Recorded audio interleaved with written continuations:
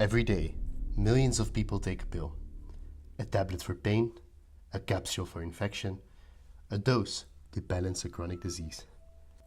These medicines help us learn, work, live, and sometimes survive.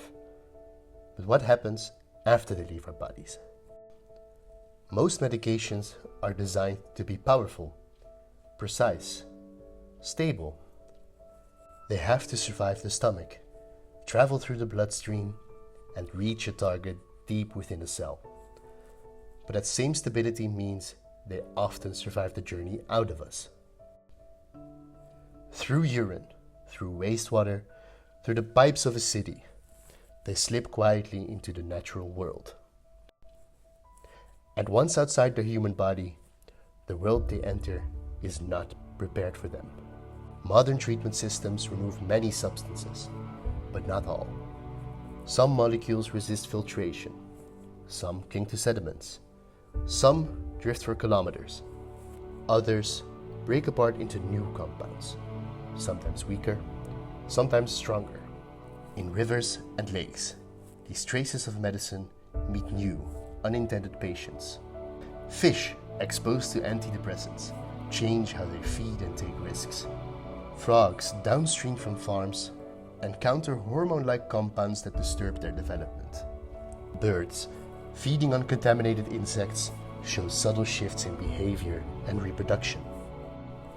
And in soil, antibiotic residues push bacteria to adapt, creating resistance that can find its way back to us. The line between human health and environmental health was never truly separate. It only looked that way. Pharmaceuticals speak the language of biology, receptors, neurotransmitters, and enzymes. When these signals drift into ecosystems, they whisper instructions to species that were never meant to hear them. Move less, grow slower, alter your behavior, reproduce earlier or later, or not at all. This is not the dramatic change we usually imagine. It is subtle, gradual, hard to see with the naked eye. But over time, these small shifts can reshape entire ecosystems.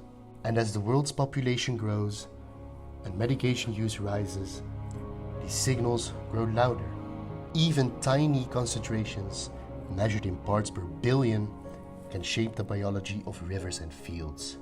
In many places, the environment has become a silent patient, absorbing what we leave behind. Yet, this story is not about blame. It is about awareness and opportunity. Researchers are developing greener drugs, molecules that do their job, then break down harmlessly. Clinicians are rethinking prescribing habits, considering not only the patient in front of them, but the world beyond the clinic. Engineers are building smarter filtration systems that target pharmaceutical residues directly. And students and teachers, people like us, are mapping the full journey of medication from production to patient to planet.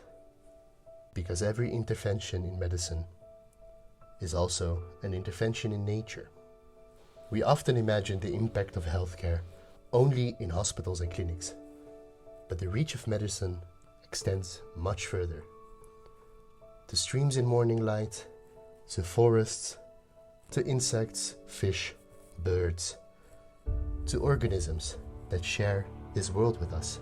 If health is interconnected, then responsibility is shared.